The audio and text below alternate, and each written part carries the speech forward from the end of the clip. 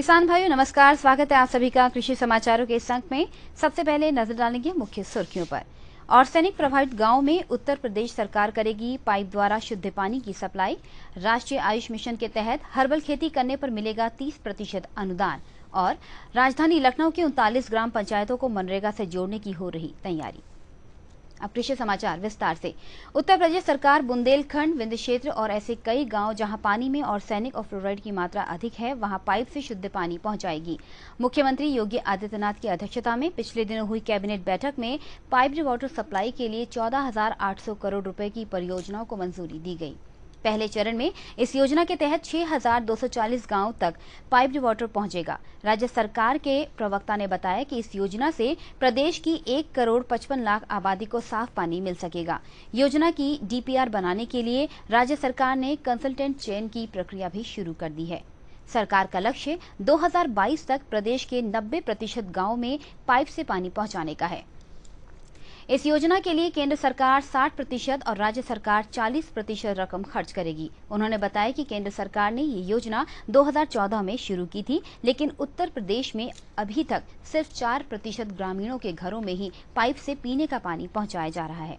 वहीं दूसरी ओर तमिलनाडु, पंजाब और केरल जैसे राज्यों के लगभग 75% गाँव में पाइप से पीने के पानी की आपूर्ति हो रही है। पीने के पानी को पाइप से पहुंचाने के लिए पहले चरण में बुंदेलखंड और विंध्य क्षेत्र के सभी गांवों को चुना गया है। देश में हर्बल उत्पादों की बढ़ती मांग को देखते हुए राजधानी लखनऊ सहित प्रदेश के अन्य जिलों में भी राष्ट्रीय आयुष मिशन के तहत औषधि खेती की योजना बनाई जा रही है। अश्वगंधा, तुलसी और एलोवेरा आदि की खेती पर प्रदेश सरकार द्वारा अनुदान दिया जाएगा। परंपरागत खेती से इतर किसानों को औषधि खेती से जोड़ने के लिए ये योजना शुरू की गई है। किसानों की आय में इजाफा करने और इन्हें हर्बल खेती करने को प्रोत्साहित करने के लिए भी इस योजना को काफी ध्यान दिया जा रहा है। जिला उद्यान अधिकारी ने बताया कि इस योजना का लाभ लेने के लिए किसानों के पास अपने नाम से कम 1 एकड़ की खेती की जमीन, खेत के पास सिंचाई के साधन, बैंक में खाता और चेकबुक के साथ ही अपनी पहचान के लिए वोटर कार्ड, राशन कार्ड, आधार कार्ड या पासपोर्ट में से कोई एक होना चाहिए। लाभार्थियों का चयन पहले आओ पहले पाओ के तर्ज पर किया जाएगा। राजधानी लखनऊ की 39 ग्राम पंचायतों के लाभार्थी प्रधानमंत्री आवास योजना का लाभ पाने से वंचित हैं, क्योंकि इन ग्राम पंचायतों में मनरेगा योजना संचालित नहीं होती है। जिला परियोजना निदेशक ग्रामीण विकास ने मनरेगा को पत्र लिखकर इन पंचायतों को भी मनरेगा से जोड़ने की सिफारिश की है, ताकि चिन्हित व्यक्तियों को प्रधानमंत्री आवास योजना का लाभ दिया जा सके। उपायुक्त मनरेगा के अनुसार जिले के तमाम गांव विकसित होने के कारण मनरेगा से बाहर कर दिए गए थे। इसमें अकेले चिन्हट ब्लॉक की ही 21 ग्राम पंचायतें शामिल हैं। जिले के अन्य ग्राम पंचायतों को मिला दिया जाए तो इसकी संख्या बढ़कर 39 तक पहुंच जाती है। मनरेगा न होने के कारण ही इन गाँव में प्रधानमंत्री आवास योजना के लाभार्थियों को योजना का लाभ नहीं मिल पा रहा है। इसी को देखते हुए मुख्य विकास अधिकारी की तरफ से निदेशक मनरेगा को वेबसाइट खोलकर इन पंचायतों को भी मनरेगा से जोड़ने की सिफारिश की गई है। निदेशक मनरेगा ने बताया कि जिले की 39 ग्राम पंचायतों को मनरेगा से जोड़ने की प्रक्रिया चल रही है। अगले 15 दिनों में ये सभी ग्राम पंचायतें मनरेगा से जोड़ दी जाएंगी, ताकि यहाँ के लाभार्थियों को भी प्रधानमंत्री आवास योजना और अन्य ग्रामीण योजनाओं का लाभ मिल सके। किसान भाइयों, आइए नजर डालते हैं प्रदेश की ताजा मंडी भावों पर।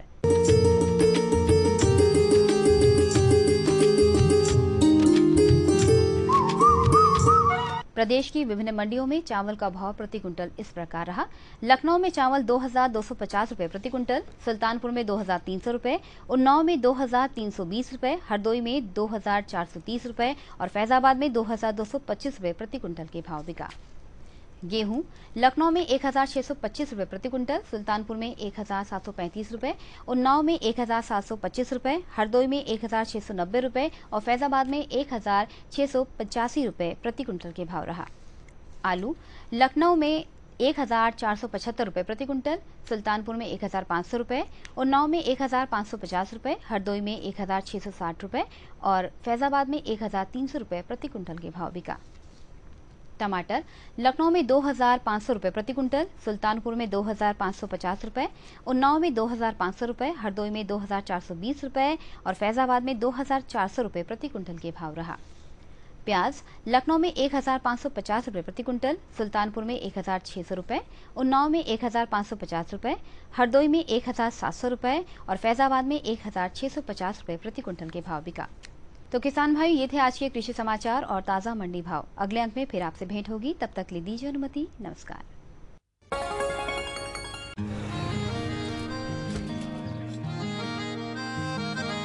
क्या बात है भाई, आजकल तो काफी खुश नजर आ रहे हो।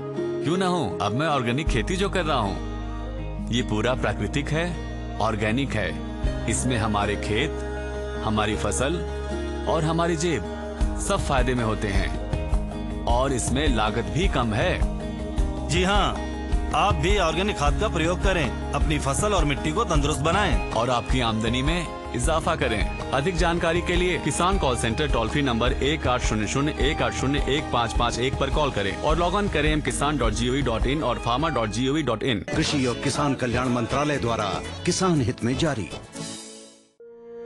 सूखा हो या बेमौसम की बरखा हो, कीड़ा लगे खेत में या दुविधा हो, बहुत ही कम प्रीमियम पे पूरी हो भरपाई, फसल बीमित रहे कटाई के बाद भी भाई। हाँ, ऋणी या अऋणी अब हर किसान लाभ उठाए। एक मौसम कदर है, सब किसान बीमा कराए। प्रधानमंत्री फसल बीमा योजना से हर किसान मुस्काए।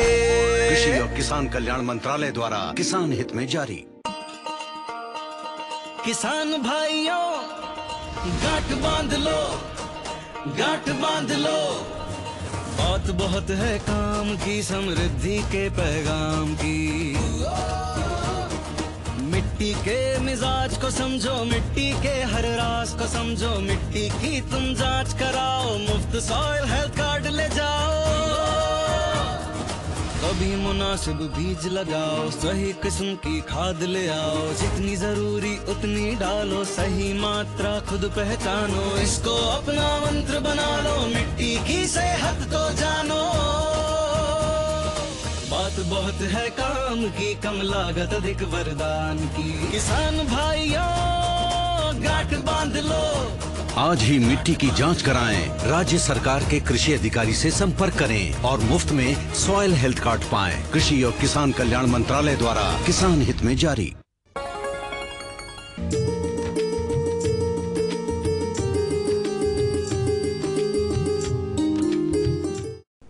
किसान भाइयों नमस्कार। कृषि समाचारों के बाद आपका स्वागत है आपके अपने कार्यक्रम कृषि दर्शन में। किसान भाइयों, हम कितनी भी मेहनत कर लें, निराई गुड़ाई सिंचाई उर्वरक बहुत सारी कृषि क्रियाएं करके हम अपनी फसल पैदा करते हैं, लेकिन हमको अधिक लाभ तभी मिलेगा जब बाजार व्यवस्था अच्छी हो।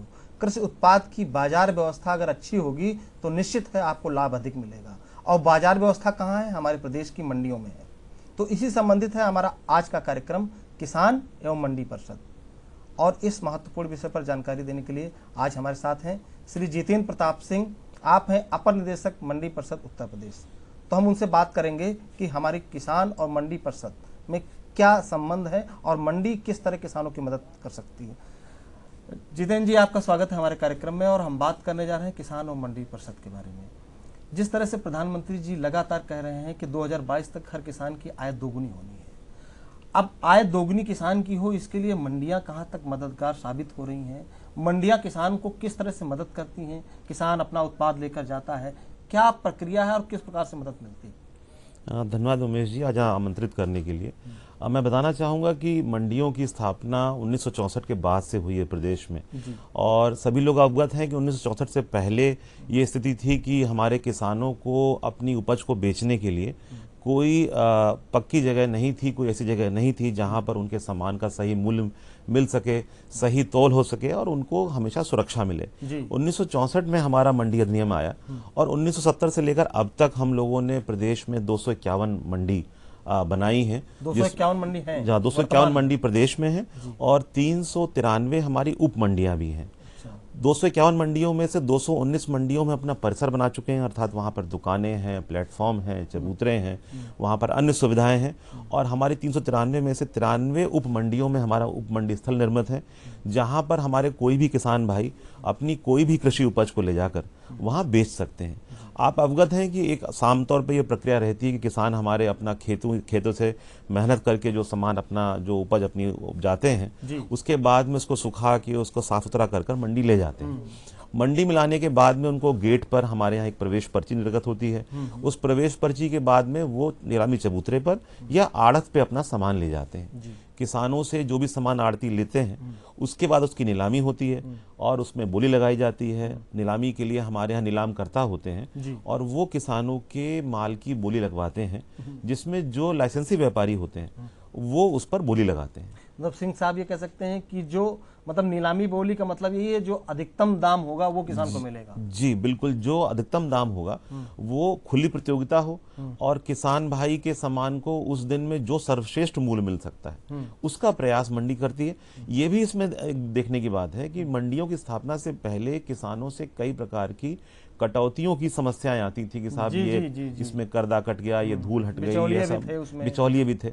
अभी उस पर कोई नियंत्रण पहले नहीं था, 1964 से पहले की बात है। परंतु मंडियों की स्थापना से किसानों को ये लाभ हुआ है कि वहां मंडी समिति के कर्मचारी और अधिकारी बैठते हैं और हमारे व्यापारी भाई भी हैं, तो उन पर हम नियंत्रण भी रखते हैं और उनको सहायता भी करते हैं। तो उससे ये फायदा है मंडियों में सामान ले जाने से कि एक तो अधिक प्रतियोगिता मिलती है। अगर आप किसी भी और जगह पर जाएंगे, एक व्यापारी या दो व्यापारी मिलेंगे आपको, किसानों को अपना सामान कहीं पर बेचने की छूट है और वो कहीं भी बेच सकते हैं। परंतु हमारे पास किसान भाइयों का ही फीडबैक आता है कि यदि उनके पास उपज ठीक ठाक बेचने के लिए है तो मंडी में ही उनको सामान्यतः बेहतर दाम मिलते हैं। सिंह साहब एक चीज जानना चाहेंगे, इस कार्य के लिए किसानों से तो कोई शुल्क नहीं लिया जाता? नहीं, किसानों से कोई भी शुल्क नहीं दे। किसानों को अपनी उपज पूरे प्रदेश में और कहें तो पूरे देश में बेचने में पूरी आजादी है और जो शुल्क है वो व्यापारी को देना होता है उसकी उपज के आधार पर, मूल्य के आधार पर, जो सामान्यतः 2% मंडी शुल्क होता है और आधा % विकास शुल्क होता है। किसानों से कोई किसी भी प्रकार का मूल्य लेने का कोई भी व्यवस्था नहीं है। मतलब व्यापारी को देना होता है, किसान को कुछ नहीं देना? जी बिल्कुल बिल्कुल। अच्छा, आजकल ये सुनने में आ रहा है कि बड़ा आधुनिक मंडियां बनाई जा रही हैं, इसको कंप्यूटराइजेशन हो रहा है, ई बाजार एक शब्द बड़ा प्रयोग में हो रहा है। जी जी, ये क्या है? ये कहाँ तक किसानों की मदद कर सकता है? उमेश जी, मैं ऐसा कहना चाहूँगा, जैसे जब आज़ादी के बाद जब हमारे यहाँ अनाज की समस्याएं थीं और हमारे किसानों ने परिश्रम किया, वैज्ञानिकों ने इन्वेस्टमेंट किया, उर्वरक लाए, तो हमारा अनाज बढ़ा, उपज बढ़ी और अब हम इस स्थिति में हैं कि हम लोग अपने अधिकांश जनसंख्या को भोजन करा सकते हैं अपने ही देश की धरती से उपजाए हुए अनाज से।